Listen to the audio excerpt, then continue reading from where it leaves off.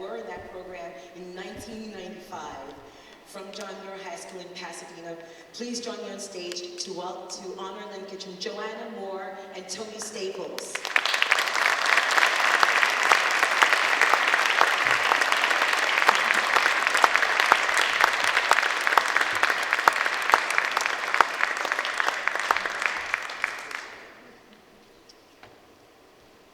So Joanna, I'm going to do a little bit of an interview. Hi, Tony. You can stand over here. Okay, good. So very briefly, I want you both to kind of give us a little bit of understanding of perhaps what this program has meant in your life and what it did for you. Joanna? Spiritual awakening has been a life. I told Akuyo this morning when I saw her again after so many years. It wasn't just life-changing, it was life-saving. And I may not personally have felt all of the risk that I was in externally, but I was feeling so much at risk internally and had no space to share that with anyone until Akuyo opened up this opportunity for me and for so many others. And I remember going to my first workshop, and we were told to find a quiet space to sit and to reflect on who we were. And it was amazing to be forced into the understanding that who I was important enough to merit that time.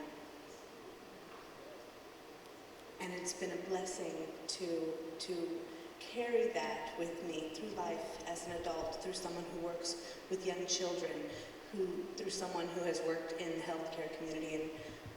And now I'm actually back at John Muir High School teaching young children and enjoying it.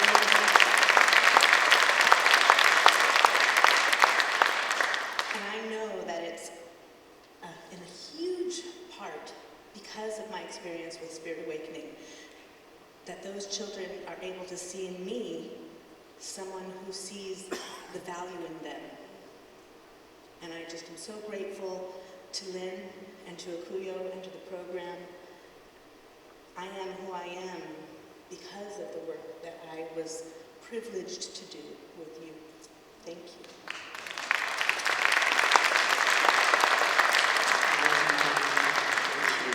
You know, before I give the microphone to Tony, I just want you to know we had so much fun. Saturdays, we would go from house to house and hold our writing program. Sometimes the school was closed, and it was just amazing. And parents were so happy because on a Saturday, their teenage children were in a writing club writing, you know, and going through philosophy. So it was, and we wrote a screenplay that we still hope to make into a film one of these days. It was, you know, as much as they say the program gave to them, they have given to me in my life 1,000, a million-fold. So Tony, tell us a little about maybe your experience with the program. My experience, well, it's funny that she mentions shootings and stabbings and things like that, because I was part of the student body that had things to do with that type of stuff. I knew the people that was involved. I might be involved to a certain extent, but Akuyo didn't know that because I wanted her respect and I wanted her to think that I was just a good guy and a good writer, you know. But she didn't even know how much she really was saving me every day, and I'm just in awe. And I feel privileged to be there from the ground floor. One thing that I learned for myself being in the workshop is that the deepest principle in human nature is the craving to be appreciated. So it's a very, very powerful question, who am I? A lot of kids that grow up the way that I did in a single parent home and a family that's just like ravaged by gang violence, we don't really take the time to ask those type of questions to ourselves. You know, like, who am I? So when Akuyo asks you to think about that, it really kind of opens up your head and you start exploring different areas in your mind. And when you start from there, you start to look at people the same way. And then you start to read people. Why do you do this? Who are you? Why do you act that way? You know, kind of like auras and spirits from people. You can feel it and you can see it, and then you just take that and you just treat the world different. Human beings stuck in a transition. A transition which began while being incarcerated in juvenile hall. All it took was a seed being planted by one miraculous woman. A woman who carries such an enormous amount of positive energy. It's literally impossible to try to avoid, much less ignore. Being sent to prison from juvenile hall, my transition began to manifest much rapidly. How can we imprison a man? It's a beautiful feeling knowing you're on the correct path, finding yourself, especially when this beautiful person continues to be part of my journey. Thank you, Ms. Brown. From a plantation to a platform, a queen is born. It's no coincidence that Akuyo came into my life.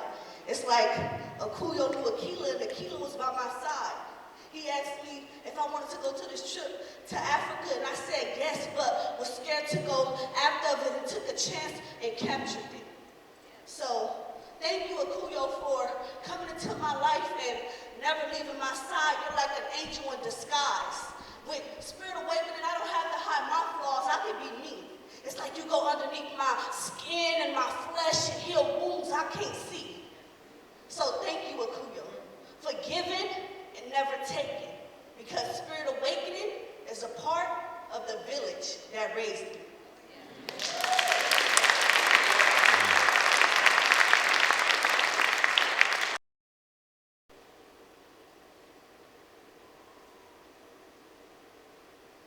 I've always kept a journal. Since I was in 2nd grade, I loved to write. As a matter of fact, I was looking at a journal of mine from 2013, sentenced to 6 months, Camp Scott at age 17. This was the turning point in my life. I was in a vicious familiar cycle and I just couldn't get it right. I'm so grateful that I got caught that night. Because there's been many times in the past I believe I should have lost my life. I'm still living, still forgiven, and I'm so thankful for this chance I've been given.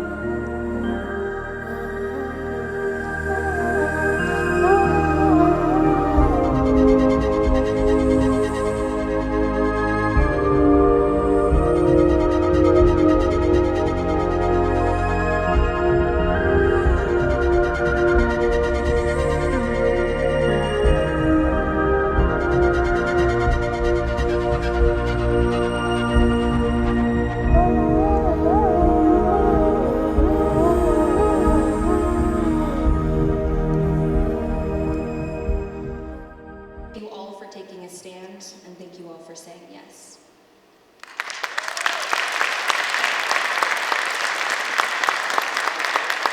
And now, before we get to the performance part of the show, I first want to ask some members of our staff to join us on stage. Can we have Masao Soj Yuma and Yanni Bridges and B.T. Taylor and Estella Holman? And it's also my pleasure to introduce to everybody Yvonne Faro from the Mayor's Office.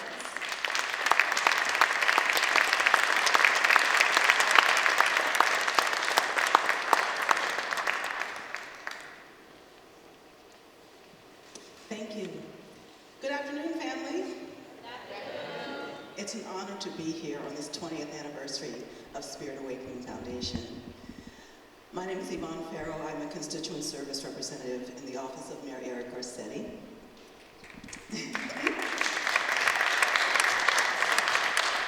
But I come from the arts and entertainment industry, and that is where I met Akuyo Graham. She and I were young actors, and we had the privilege of being produced by a woman who was a publicist and producer, and she only chose the most special works. Gay was a victim of childhood sexual abuse. She never found her own voice in all of her years, but she would choose productions that spoke to her and allowed her to release what she was feeling inside. It's so great to hear what the children are doing in this program by writing themselves. It's a miracle, because she didn't have the strength to do that, and she didn't have the trust in herself. But the one thing that Akuyo and I got to witness as she made her transition from cancer was the healing that took place in her life. I know right now that Gay is standing right here and proud of the work that Akuyo has done. I know she'd be right here clapping right along with you all. So it is my honor and privilege to read this certificate of recognition, one to the foundation and one to Akuyo Graham herself, from the office of Mary Eric Garcetti. City of Los Angeles, certificate of recognition is hereby presented to Akuyo Graham. On behalf of the City of Los Angeles, I am pleased to recognize the 20 years of meaningful service which has played a critical part in the movement to providing services for some of our most vulnerable youth foster, sex-trafficked girls, homeless and incarcerated children. Spirit Awakening Foundation has offered an opportunity for these victims to live in a safe place inside and out in the City of Los Angeles. With best wishes for continued success, Mayor Eric Garcetti.